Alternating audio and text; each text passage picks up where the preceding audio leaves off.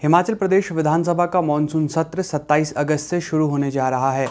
Bharatiya Janata party ने विपक्ष में रहने के नाते अभी से तैयारियां शुरू कर दी हैं मुख्यमंत्री सुखविंदर सिंह के नेतृत्व वाली सरकार को घेरने की।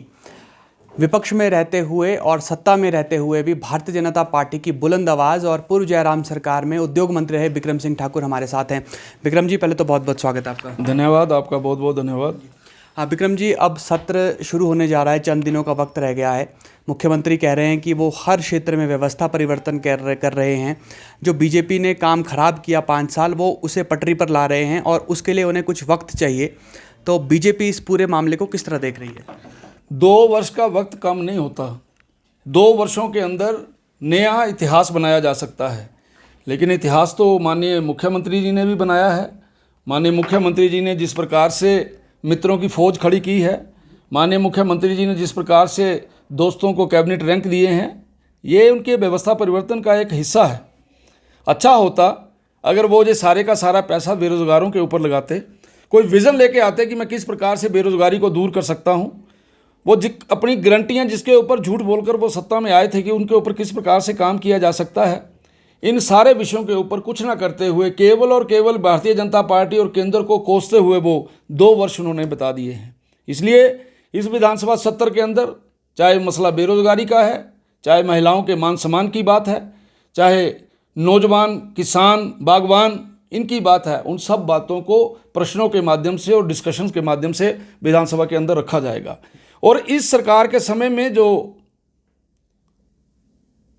स्कैंडल्स हुए हैं, जो भ्रष्टाचार हुआ है, उसके बारे में भी चर्चा की जाएगी। इरिगेशन एंड पब्लिक हेल्थ के कुछ उदाहरण मैंने दिए भी हैं कि जो बड़सर विधानसभा क्षेत्र के अंदर पानी की जो आपकी स्कीम लगी है, उस स्कीम में किस प्रकार से एक ही ठेकेदार को पहले टेंडर दिया, दूसरी बार फिर उसी को टेंडर दे दिया बिना टेंडर को कैंसिल किए हुए, जबकि माननीय मंत्री जी ने कई बार बोला कि मैं इस 200 करोड़ के टेंडर को कैंसिल करूंगा। क्या मजबूरी रही कि उस टेंडर को कैंसिल ना करते हुए उसी व्यक्ति को दोबारा से टेंडर जो है वो दिया गया।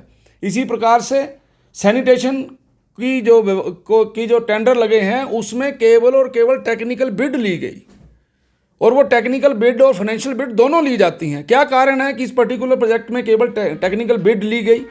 क्या ऐसा तो नहीं है कि ये ठेकेदारों को लाभ देने के लिए इन अफसरों ने और ठेकेदारों ने मिलकर इस प्रकार का नया सिद्धांत बनाया है? इन सब बातों के बारे में हम वहाँ चर्चा भी करेंगे, और हम ये चाहते भी हैं कि माननीय मुख्यमंत्री जी के सामने जो कुछ हो रहा है वो इसके ऊपर इसकी इन्वेस्टिगेशन करें। विक्रम जी, लेकिन नियम तो कहते हैं कि अगर कोई 200 करोड़ का टेंडर था, अगर उसका जो है वो कॉस्ट घट गई और उसको जगह भी बदल दी गई, दूसरी नदी से हम उसको उठाया जा रहा है, तो फिर तो दोबारा टेंडर होना चाहिए था पूरे तौर से। मैं भी यही मांग कर रहा हूँ, मैं भी यही बोल रहा हूँ कि वो टेंडर दोबारा होना चाहिए था। और आपके ध्यान में रहे कि जो टेंडर कमेटी थी, उस टेंडर कमेटी के अंदर एक व्यक्ति जो कि चीफ इंजीनियर के पद पर कार्यरत थे, उन्होंने 2 पेज का लेटर विभाग को और सरकार को भेजा है कि आप इस प्रकार से नहीं कर सकते, आपको टेंडर कैंसिल करना चाहिए। लेकिन उस समय के ईएनसी प्रोजेक्ट जो हैं, उन्होंने इन सारे विषयों को दरकिनार करते हुए एक ही कंपनी को फ़ायदा देने के लिए इस प्रकार का काम किया है। विक्रम जी, मुख्यमंत्री बार बार कह रहे हैं कि जो बीते 2-3 महीनों में 9 विधानसभा क्षेत्रों के उपचुनाव हुए, उसमें से 6 पर कांग्रेस को जीत मिली, भाजपा सिर्फ 3 पर जीत सकी। एक तो बीजेपी ने जो विधायक थे निर्दलीय और कांग्रेस के विधायक, उनकी शहादत करवा दी, और जनता ने भी कांग्रेस का उपचुनाव में साथ दिया, यानी कि उनके जो काम हैं 1.5-2 साल के, उस पर मोहर लगाई जनता ने। निश्चित तौर से कांग्रेस जीती है, मैं मानता हूँ, लेकिन कांग्रेस ने जिन मुद्दों के ऊपर पिछला चुनाव लड़ा था, उन मुद्दों से हटकर नए मुद्दे दे दिए, जिन मुद्दों के ऊपर लोगों को फिर से आकर्षित करने की कोशिश की। दुनिया बड़ी देर तक मूर्ख नहीं बन सकती। आज आप देख रहे होंगे कर्मचारी जो हैं वो सड़कों के ऊपर हैं।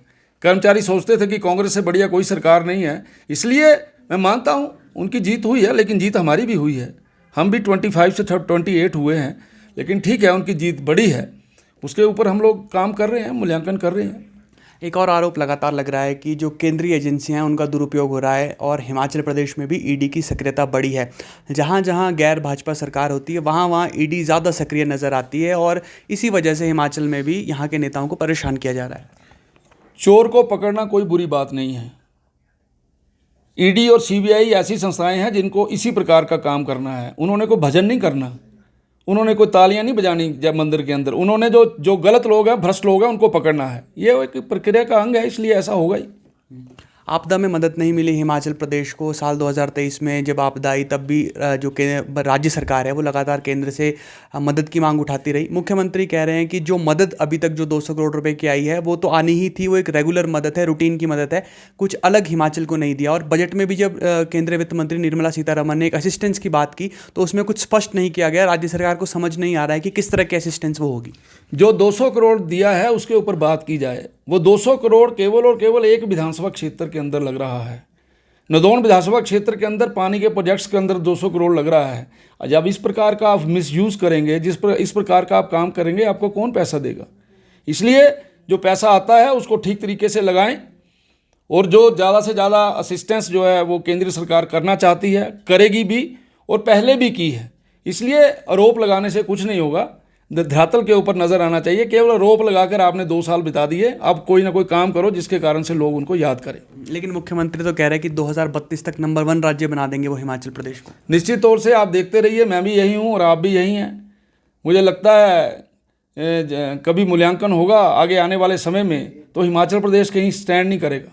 जिस प्रकार का मूल्यांकन समय समय पे होता रहा है, चाहे वो एजुकेशन के ऊपर है, टूरिज्म के ऊपर है, बाकी चीज़ों के ऊपर है, जिसमें हिमाचल नंबर अच्छा रहता है, मुझे लगता है वहाँ पर हम पूर्ण रूप से फेल होंगे। विक्रम जी, जो लंबित गारंटीज़ है, कांग्रेस ने सत्ता में आने से पहले 10 गारंटीज़ दी थी और कहा था कि सत्ता में आने के बाद इन्हें पूरा किया जाएगा। अभी भी 6-7 गारंटीज़ ऐसी है जिन पर कोई काम नहीं हुआ है। तो क्या ये भी विधानसभा के मानसून सत्र में मुद्दा रहेगा बीजेपी के लिए? निश्चित तौर से पक्का मुद्दा रहेगा। 300 यूनिट मुफ्त बिजली की बात की थी, 125 यूनिट की योजना में बदलाव कर दिया गया। ग्रामीण इलाकों में कहा जा रहा है कि जिनकी सालाना आय 50,000 रुपये से कम होगी उन्हें ही सिर्फ मुफ्त पानी मिलेगा। हिमाचल प्रदेश में ऐसा संभव लगता नहीं कि कोई परिवार ऐसा होगा जिसकी आय 50,000 रुपये से कम हो। हिमाचल प्रदेश के आम जनमानस को लूटने के लिए इस प्रकार के नियम बन रहे हैं। हिमाचल प्रदेश के आम व्यक्ति को लूटा जा रहा है, किसान लूट रहा है, बागवान लूट रहा है, कर्मचारी लूट रहे हैं। इसलिए इस सरकार से बहुत ज़्यादा एक्सपेक्ट करना मुझे लगता है नहीं करना चाहिए, क्योंकि ये लोग जो हैं वो डिजास्टर की तरफ जा रहे हैं।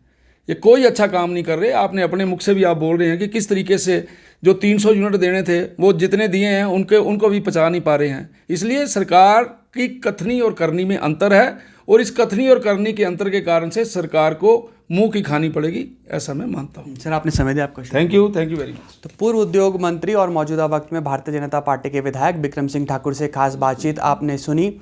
बिक्रम सिंह ठाकुर का यही कहना है कि जो सुक्खू सरकार है वो डिजास्टर की तरफ बढ़ रही है और सुक्खू सरकार से कुछ भी उम्मीद करना जो है वो आने वाले वक्त में जाया ही जाएगा। तो फिलहाल के लिए इतना ही। आप जुड़े रहिए एबीपी लाइव के साथ। For exclusive and insightful videos, subscribe to our new channel ABP Live Premium.